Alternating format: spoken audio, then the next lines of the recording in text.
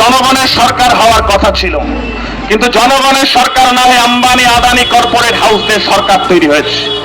যে সরকার প্রতিদিন বেআইনি নির্মাণ ধ্বংসের নামে গরিব মানুষের পেটে লাথি মারছে, 27 লক্ষ অসহায় মানুষের জীবন নিয়ে তাদের অধিকার নিয়ে যদি ছিনিমিনি খেলে, আপনাদেরকে মনে করতে হবে বামপন্থীরা তৃণমূলের মতো লুঠেরা চোরের দল নয় যে একবার হেরে যাওয়ার পরেই তারা ঘরে ঢুকে পড়বে। আমরা বামপন্থীরা 5 জন হলেও রাস্তায় থাকবো মানুষের অধিকার। শুভেন্দু বাবু মুখ্যমন্ত্রী হওয়ার আগে যখন বিরোধী দল নেতা ছিলেন, তিনি বারবার বলতেন কি, তিনি বলতেন যদি ডবল ইঞ্জিনের সরকার হয়, দিল্লির সরকার আর কলকাতার সরকার যদি একটাই সরকার হয়, তাহলে দিল্লিতে যে দামে পেট্রোল পাওয়া যাবে, দিল্লিতে যে দামে ডিজেল পাওয়া যাবে, সেই দামে নাকি আমাদের রাজ্যে পাওয়া যাবে, কান্দিতে পাওয়া যাবে, বহরমপুরে পাওয়া যাবে। কিন্তু 4 তারিখ ভোটের দিন রেজাল্ট ঘোষণা হওয়ার পরে, নতুন সরকার আসার পর থেকে এখনো পর্যন্ত 4 বার পেট্রোল ডিজেলের দাম বেড়েছে। আপনারা প্রত্যেকেই জানেন যে নির্বাচনের আগে একটা এসআইআর হয়েছিল, সেই এসআইআর এর মধ্য দিয়ে ঠিক ভোটের ঘোষণা হওয়ার আগে পর্যন্ত 27 লক্ষ মানুষের নাম ভোটার তালিকায় অন্তর্ভুক্ত হয়নি। তারা সবাই ট্রাইব্যুনালে আপিল করেছিল, কিন্তু এখনো পর্যন্ত 1 মাস পার হয়ে গেলেও গণতন্ত্রের উৎসবে যেমন এই 27 লক্ষ মানুষ অংশগ্রহণ করতে পারেনি, ঠিক সেই রকমই ভোটের 1 মাস পরেও এই 27 লক্ষ মানুষের ভোটার তালিকায় নাম নথিভুক্ত করবার ক্ষেত্রে ইলেকশন কমিশন তথা রাজ্য কেন্দ্র সরকারের কোন রকম উদ্যোগ নেই। উল্টো দিকে আমরা লক্ষ্য করছি নতুন সরকারের অনেক দায়িত্বপ্রাপ্ত মানুষজন তারা বিভিন্ন সময় ঘোষণা করছে যে এই 27 লক্ষ মানুষ যারা ভোটার তালিকায় নেই তারা সরকারি বিভিন্ন সুযোগ সুবিধা থেকে বঞ্চিত হবে। আমরা প্রশ্ন করতে চাই, ভোটার তালিকায় নাম নথিভুক্ত না হওয়াটা যে ট্রাইব্যুনালে বিচারাধীন, সেই বিচারাধীন নামগুলোকে অবিলম্বে নিষ্পত্তি করে তাদের ভোটার তালিকায় নাম তুলতে হবে। এটা নাগরিকত্বের পরীক্ষা নয়, নাগরিকত্ব পরীক্ষা নেওয়ার ইলেকশন কমিশনের কোনো অধিকার নেই।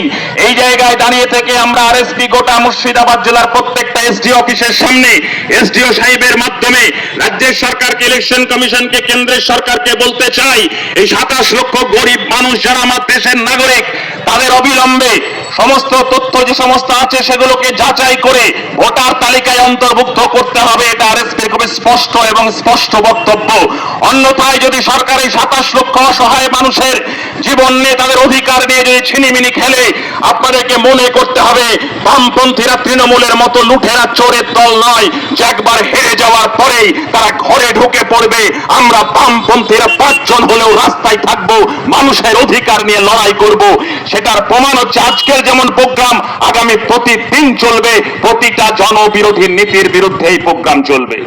আমরা বলতে চাই, শুভেন্দু বাবু মুখ্যমন্ত্রী হওয়ার আগে যখন বিরোধী দল নেতা ছিলেন, তিনি বারবার বলতেন কি, তিনি বলতেন যদি ডবল ইঞ্জিনের সরকার হয়, দিল্লির সরকার আর কলকাতার সরকার যদি একটাই সরকার হয়, তাহলে দিল্লিতে যে দামে পেট্রোল পাওয়া যাবে, দিল্লিতে যে দামে ডিজেল পাওয়া যাবে, সেই দামে নাকি আমাদের রাজ্যে পাওয়া যাবে, কান্দিতে পাওয়া যাবে, বহরমপুরে পাওয়া যাবে।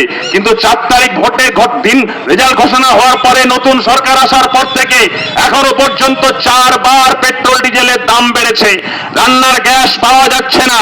এই অবস্থায় দাঁড়িয়ে ডবল ইঞ্জিন সরকারের কাছে আমাদের অনুরোধ আবেদন, কারণ 1 মাস হয়েছে তাই অনুরোধ আবেদন, যে পেট্রোল ডিজেল রান্নার গ্যাস সহ নিত্য প্রয়োজনীয় জিনিসের দামকে নিয়ন্ত্রণ করো। সাধারণ মানুষের যন্ত্রণা নিয়ে রাজনীতিতে ক্ষমতা এসছে, সেই ক্ষমতাকে অপব্যবহার করো না। সেই সঙ্গে আমরা স্পষ্ট ভাষায় বলতে চাই, গোটা রাজ্য জুড়ে আমরা দেখছি, এই সময়ে দাঁড়িয়ে দেখছি সরকার জনগণের সরকার হওয়ার কথা ছিল, কিন্তু জনগণের সরকার না হয়ে আম্বানি আদানি কর্পোরেট হাউসদের সরকার তৈরি হয়েছে।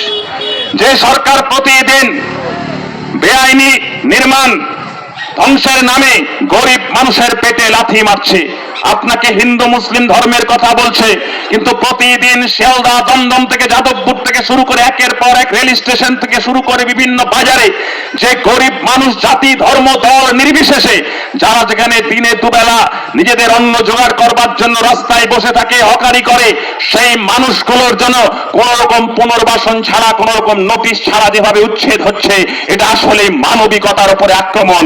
নতুন সরকারকে আমরা স্মরণ করিয়ে দিতে চাই, পশ্চিমবঙ্গে বামপন্থীদের সরকার ছিল, বামপন্থীদের সরকার থাকার সময়ও হকার উচ্ছেদ হয়েছে, কিন্তু হকারদের পুনর্বাসনের জন্য কলকাতায় একের পর এক নতুন নতুন মার্কেট গড়ে উঠেছে।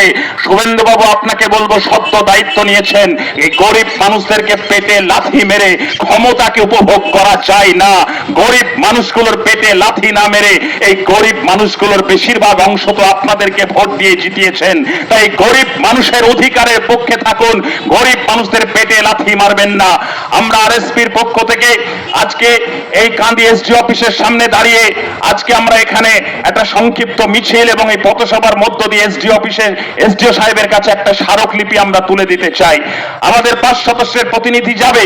আমরা এসডিও সাহেবের মাধ্যমে রাজ্যের সরকার, রাজ্যের বিভিন্ন সংশ্লিষ্ট কর্তৃপক্ষের কাছে আমরা জানিয়ে দিতে চাই যে এই সমস্ত বিষয়গুলোর উপরে অবিলম্বে সরকার যদি সচেতন না হয়, গরিব মানুষের পেটে যদি লাথি পড়ে, নাগরিক অধিকারের উপরে যদি আক্রমণ হয়, তাহলে মানুষ কিন্তু চুপ করে বসে থাকবে না।